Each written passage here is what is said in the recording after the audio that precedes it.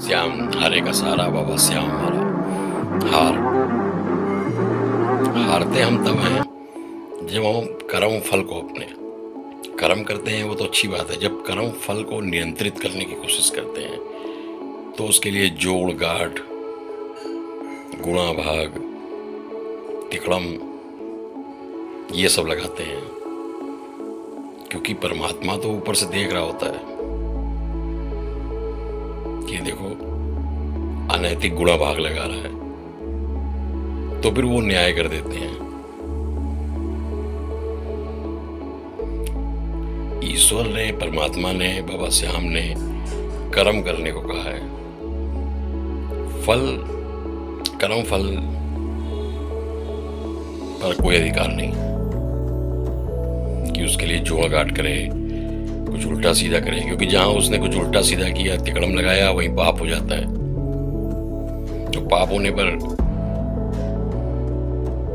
न्यायाधीश तो बाद में करेंगे, पहले ईश्वर कर देता है किसी न किसी रूप में। सबसे बड़ा तो खतरा स्वास्थ्य पर मंडराता है। अब निष्काम कर्म कीजिए भागवत गीता के अनुसार।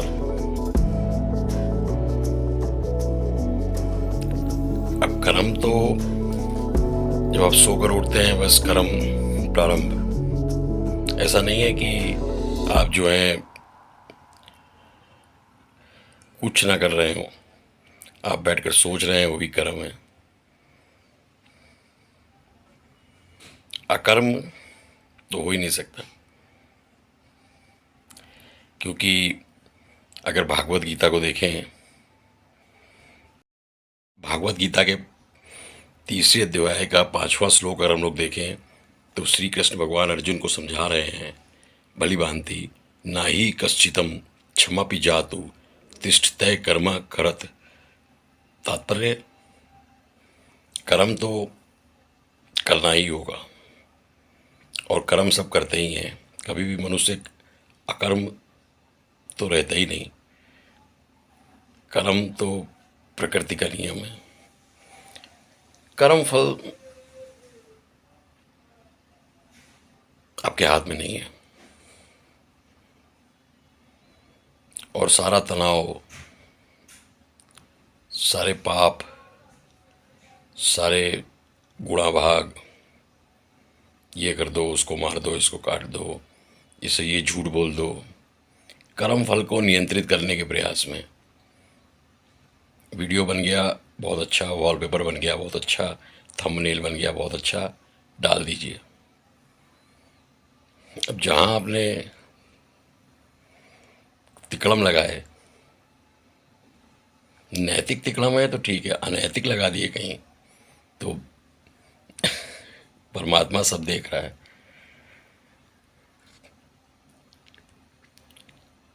इस प्रकार निष्काम कर्म कीजिए, क्योंकि जाना है, वो भी खाली हाथ जाना है। मैं तो कहता हूँ कि आप लोग दीवार में कहीं पर भी जगह हो, कोने में लिख दीजिए, और सुबह जब टूथ ब्रश करते हैं तो उस दीवार को देखिए, उसमें लिख दीजिए जाना है। बस इतना सा, 2 शब्द, जाना है। अभी तो अभी तो नए गानों का कुछ पता नहीं चल पाता, लेकिन अगर 30-40 साल पहले देखें तो जो संगीतकार होते थे, जो लिखते थे, जो गाने वाले तो थे ही और अभी भी जीवित हैं, लेकिन जो लिखते थे, वो देखिए एक गाना है, सनम रे झूठ मत बोलो, खुदा के पास जाना है, वहाँ ना हाथी है न घोड़ा है, बस पैदल ही जाना है। ऐसा तो पैर अपने सुरक्षित रखिए, पैदल ही जाना है। इस प्रकार ऐसा कहीं लिख देंगे तो बहुत ज़्यादा लोग डिप्रेशन में आ जाते हैं, सोच सोच कर कि 10 साल बाद क्या होगा, 20 साल बाद क्या होगा, ये समस्या हो गई, इस में हार हो गई, प्यार में धोखा हो गया, सास बहू में लड़ाई हो गई। बहू मायके चली गई, नाना प्रकार की बातें। नंद ने ऐसा कह दिया, इत्यादि इत्यादि। जय श्री श्याम। तो सब मूल्यहीन है। बहुत गुणा भाग लगाना। मस्त रहिए, मस्त राम मस्ती में, आग लगे बस्ती में। क्योंकि आग प्रभु की इच्छा ही से लगेगी, ऐसे नहीं लगेगी। कहीं न्याय करेंगे, क्योंकि भगवान दो ही चीज करते हैं, कृपा करते हैं या न्याय करते हैं। तो कभी न्याय हो तो ऐसा कुछ दुर्घटना हो जाए तो बहुत ज़्यादा गुणा भाग प्लस माइनस मत कीजिए, क्योंकि जाना है और खाली हाथ जाना है। मोबाइल भी नहीं जाएगा। आप लोग अगर सही समझेंगे तो कहीं ना कहीं अब दीवार में तो जरूर लिख देंगे जाना है, तो ये सारा डिप्रेशन, सरदर्द भगा देगा।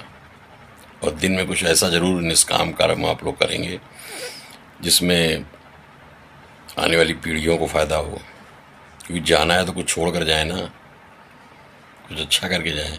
ऐसा ना हो, वैसे तो गाली देते ही हैं हर आदमी के मरने के बाद लोग, किसी को आज तक पूजा नहीं गया, सबके विरोधी मिल जाएंगे। ये इतिहास गवाह है, आज तक किसी की भी जो है 100% मरने के बाद भक्त नहीं मिले। तो गालियां तो देंगे ही, खून के रिश्ते ही अपने देते हैं। अरे मेरा बाप मर गया, ये करके नहीं गया, हेलीकॉप्टर ला के नहीं दिया। तो एक ना एक अपनी तरफ से एक निष्काम कर्म जो ईश्वर को पसंद हो, ऐसा कुछ ना कुछ एक दिन में कर दिया निष्काम। मैं जानता हूँ ऐसे कुछ लोगों को जो कुछ निष्काम, जिनको कुछ लेना देना नहीं है, पर कुछ निष्काम कर्म करते हैं।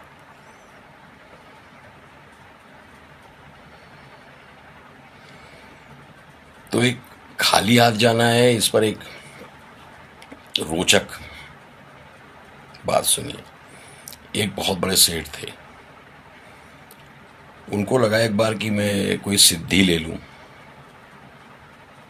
जब मुझे सिद्धि मिल जाएगी तो मैं आराम से अपना व्यापार करूंगा, क्योंकि मुझे मालूम पड़ जाएगा कि इसके भाव बढ़ने वाले हैं तो मैं वो खरीद लूंगा, और जिसके भाव घटने वाले हैं मैं उसको बेच दूंगा। ठीक है, एक बहुत बूढ़े ऋषि के पास वो पहुंचे, बुजुर्ग। सेठ जी ने अपने घमंड में कहा कि गुरु जी, संत जी, महात्मा जी, मुझे ये सिद्धि प्रदान कर दीजिए, ये मंत्र, सिद्ध मंत्र हमें दे दीजिए, इसकी दीक्षा दे दीजिए, और आप जो मांगेंगे मैं दूंगा। मैं इतना बड़ा सेठ हूं, आप जो भी चाहेंगे। ऋषि ने कहा, संत ने कहा, महात्मा ने कहा, अच्छा जो चाहेंगे वो तो तुम बाद में देना, पर तुमको मैं, चलो तुम तैयार हो तो तुम 15 दिन अभ्यास करो, जाप करो, नियम कानून से जीवन इसी कुटिया में रहो, और मैं तुमको एक सिद्ध मंत्र दूंगा। सेठ जी ने वैसे ही किया। 15 दिन रहे महात्मा के यहाँ, अभ्यास किया, साधना की। अब मंत्र उनको सिद्ध मंत्र प्रदान हो गया। तब उन्होंने फिर वही घमंड कि आप जो चाहते हो मैं आपको दूंगा, क्या गुरु दक्षिणा में क्या चाहिए। तो ऋषि ने कहा कि ऐसा है, मेरे कभी कभी कपड़े फट जाते हैं, तो मैं उनको सिलता हूँ। जब मेरा स्वर्गवास हो जाएगा तो मैं ऊपर जाऊंगा, वहां पर भी मुझे हो सकता है कपड़े फटे तो सिलना पड़े। तो वो जो मैं सिलता हूँ वो एक सुई से सिलता हूँ, और धागा उसी कपड़े से निकाल लेता हूँ। तो सुई की मुझे बहुत जरूरत पड़ती है। तुम ऐसा करना, जब भी तुम्हारा स्वर्गवास हो और मेरे पास ऊपर आना, जो मेरा समय तो नज़दीक है, तो तुम एक सुई लेते आना। अब सेठ तो घमंडी तुरंत बोला, अरे मैं तो 1.25 लाख हाथी ले आऊँ, सुई क्या चीज़ें ले आऊँगा। फिर सेठ को अपनी गलती का धीरे से एहसास हुआ जब ऋषि ऐसे ये ले आएगा, तब एहसास हुआ सेठ को कि अरे हाँ, बताओ मैं अपने स्वर्गवास के बाद एक सुई लेकर भी ऊपर नहीं जा सकता। सब घमंड चूर चूर हो गया। तो बहुत ज़्यादा गुणाभाग की जरूरत नहीं है, खाली हाथ ही जाना है। कुछ प्रकृति के लिए अच्छा करें, कुछ आने वाली पीढ़ियों के लिए अच्छा करें, और स्वयं नैतिक रूप से आनंदित रहें। ही रहने का हमारा अधिकार है हम सबका। नैतिक रूप से आनंदित रहें, और जो नियम कानून बने हैं, जो सनातन के नियम कानून हैं, पति पत्नी के संबंधों के हों या माता पिता के संबंधों से रिलेटेड हों, उनका पालन करें। गुरु शिष्य की परंपरा हो, और शांतिपूर्वक आनंदपूर्वक ईश्वरीय रिजॉर्ट में व्यतीत करें। कर्म फल को नियंत्रित करने का प्रयास न करें, और दीवार में लिख दे, जाना है। जय श्री श्याम। हारे का सहारा बाबा श्याम हमारा।